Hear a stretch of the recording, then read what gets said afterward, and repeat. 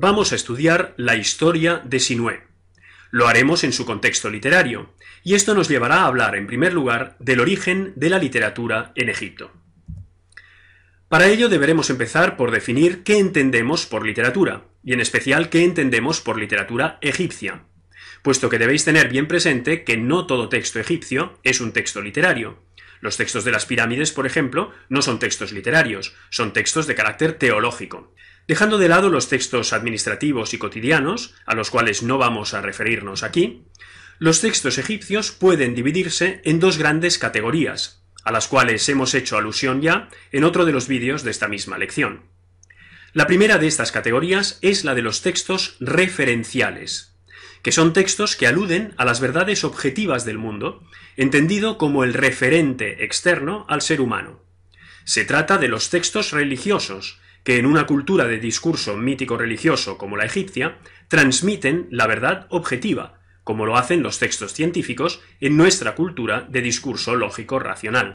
La segunda gran categoría de textos egipcios es la de los textos autorreferenciales, cuya razón de ser es el propio texto y la expresión del yo emisor, colocando al individuo y no la realidad exterior en el centro del discurso. Los textos autorreferenciales son los textos literarios por excelencia, que en Egipto pueden referirse a las expectativas que la sociedad pone en el individuo o a los anhelos, sentimientos y experiencias particulares del individuo mismo.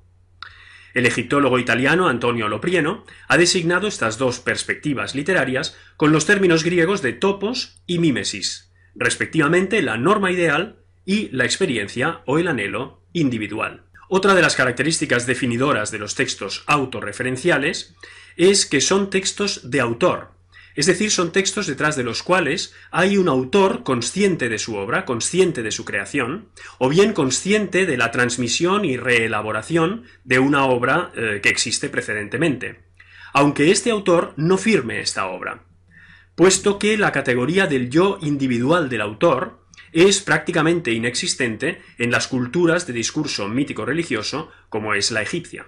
Si la literatura implica autorreferencialidad, los precedentes de la literatura egipcia deben buscarse en las autobiografías de nobles de fines del Reino Antiguo, puesto que es allí donde por primera vez aparecen alusiones de carácter autorreferencial.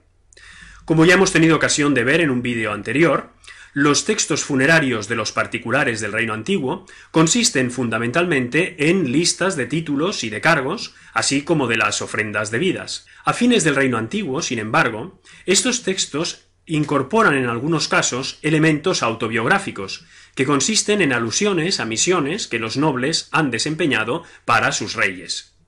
Una de las autobiografías más conocidas de finales del Reino Antiguo es la de Jerhuf, un alto oficial enterrado en la necrópolis de Kubet el Hawa, en Elefantina, que vivió bajo los reinados de Merenre y de Pepi II, a mediados y finales de la sexta dinastía. En su autobiografía, Jerhuf nos describe sus viajes al país de Yam, situado muy probablemente a la altura de la tercera catarata del Nilo, y también nos reproduce una carta que el rey Pepi II, entonces tan solo un niño, le envía de regreso de uno de estos viajes. En las fotografías de esta diapositiva podéis ver a la izquierda parte de la necrópolis de Kubet el Hawa, con la tumba de Jerhuf situada justo en el centro de la imagen, y a la derecha el texto de la carta del rey, esculpido en la fachada de la tumba a la derecha del portal de entrada. Leamos las partes más significativas de la carta del rey de la autobiografía de Jerhuf. Los elementos autorreferenciales de este texto son bien evidentes, como tendréis ocasión de ver. Se ha tomado buena nota de esta carta tuya que has enviado al rey, a palacio, para hacer saber que has vuelto sano y salvo de Yam con la tropa que estaba contigo. Has dicho en esta carta tuya que has traído todo tipo de grandes y hermosos dones. Has dicho en esta carta tuya que has traído un pigmeo de danzas divinas de la tierra de los habitantes del horizonte, como el pigmeo que el portador del sello del dios Baurded trajo de Punt en tiempos del rey Isesi.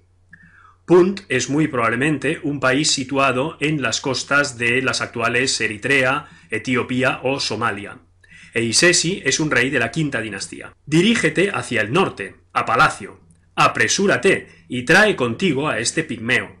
Cuando el pigmeo viaje contigo en la barca, nombra a personas responsables que estén junto a él en cubierta para evitar que se caiga al agua.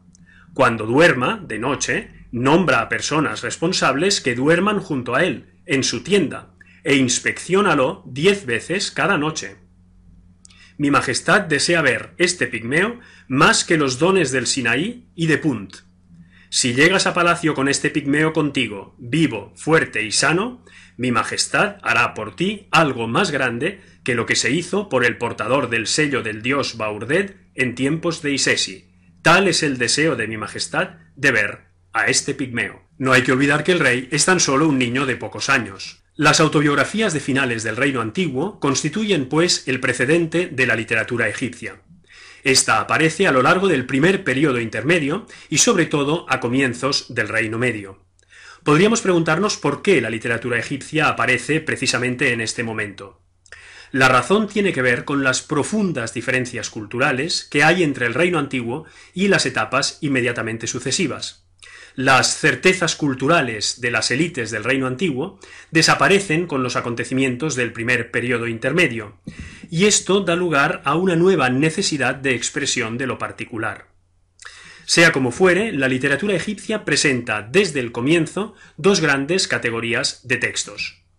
Desde el punto de vista del topos, es decir, de las expectativas que la sociedad pone en el individuo, de lo que podríamos llamar la norma ideal, tenemos instrucciones o textos sapienciales puestos normalmente en boca de un padre, alto funcionario, escriba o rey, que alecciona a su hijo sobre cómo debe comportarse para vivir y actuar de acuerdo con la Ma'at, o sea, con el orden armónico y justo del universo, o sobre cómo debe ejercer su oficio, si es un rey, o qué oficio debe escoger, si se está hablando a un futuro escriba, y entonces se hace el elogio del oficio de escriba, y le da también consejos morales. Desde el punto de vista de la mímesis, es decir, de los anhelos y experiencias individuales, tenemos cuentos, es decir, narrativa breve, y también textos poéticos, como los cantos de amor en el Reino Nuevo, o también los cantos de arpistas, que recogen el famoso tema del carpe diem, es decir, de aprovechar el momento, de gozar de la vida. A la derecha podéis ver una hermosa imagen de un arpista ciego. En este vídeo nos centraremos en la literatura del Reino Medio en egipcio clásico, que es la lengua de Sinué.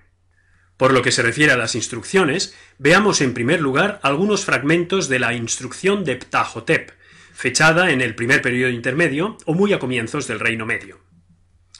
No seas arrogante a causa de tu saber, dice Ptahhotep, sino consulta tanto al hombre sin formación como al sabio, ya que nunca se alcanza la totalidad del saber, y nunca un artesano domina plenamente su arte.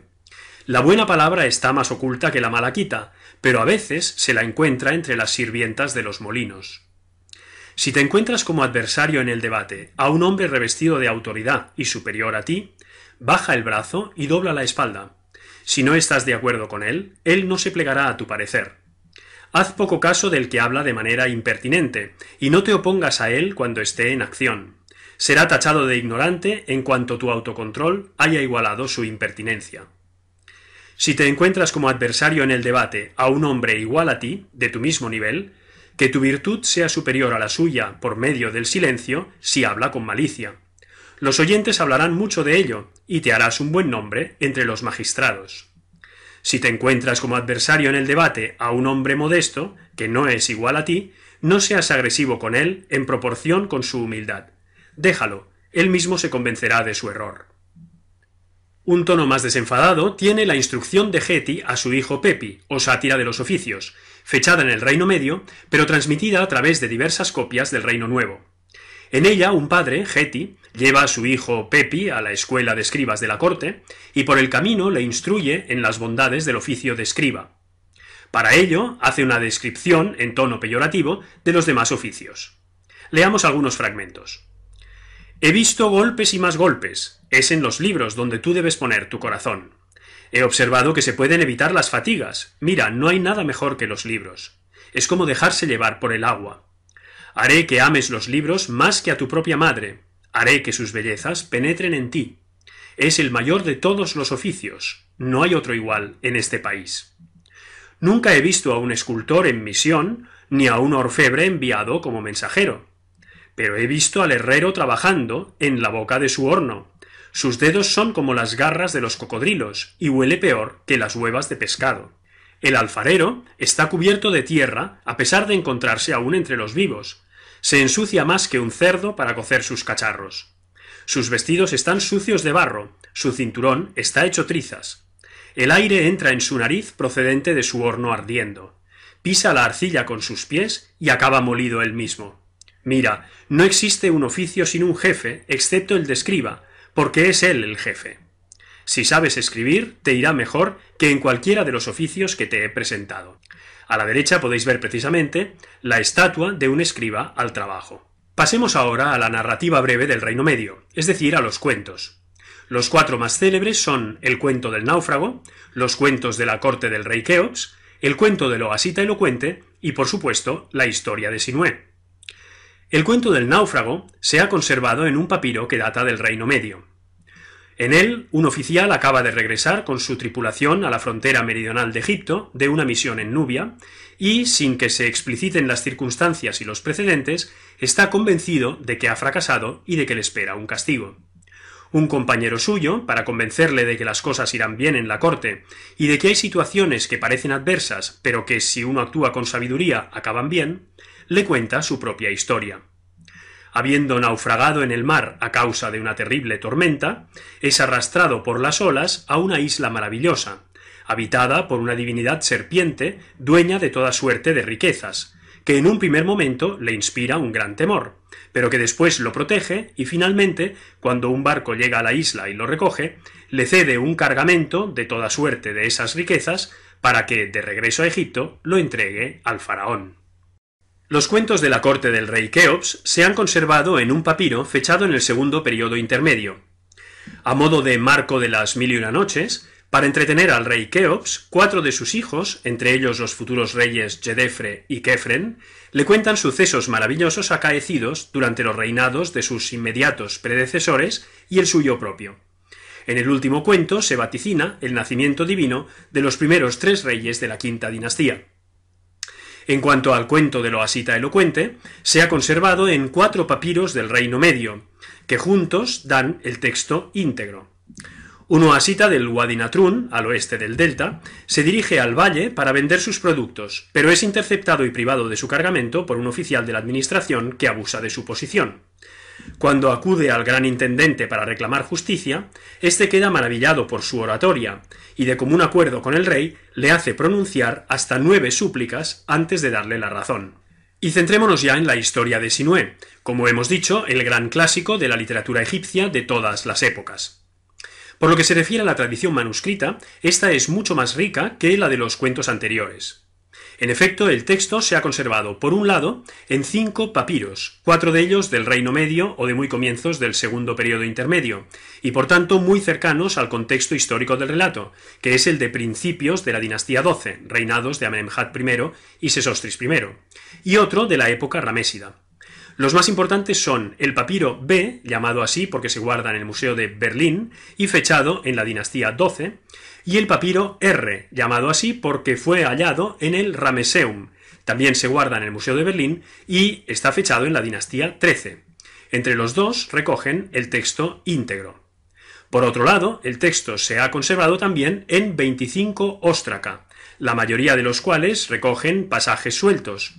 Pero uno de ellos, el Ostracon del Ashmolean Museum de Oxford, recoge el texto casi completo, aunque con muchas imperfecciones debido a que se trata de un ejercicio de escriba. Está fechado en la época ramésida. Como puede verse, pues, el Sinué es un texto clásico y escolar por excelencia, que era muy apreciado por los amantes de la literatura y era además copiado en las escuelas de escribas, no solamente durante el Reino Medio, sino también a lo largo de todo el Reino Nuevo. En esta diapositiva tenéis un fragmento del papiro B. Si os fijáis, el texto está dispuesto tanto en columnas, a la derecha, como en líneas horizontales, a la izquierda, y está en escritura hierática, como corresponde a un texto literario. En concreto, en este fragmento tenéis las columnas líneas que van de la 171 a la 192. En esta otra diapositiva podéis ver a la izquierda el recto y el verso del Ostracon del Sinué del Ashmolean Museum de Oxford. El texto está dispuesto en líneas horizontales y también, por supuesto, en escritura hierática. A la derecha podéis ver un detalle del mismo. En cuanto a la fecha de composición del Sinué, como ya hemos dicho, el contexto histórico de la obra es el de comienzos de la dinastía XII, y el manuscrito más antiguo data de la misma dinastía XII, de manera que la obra fue compuesta evidentemente a lo largo de esta dinastía.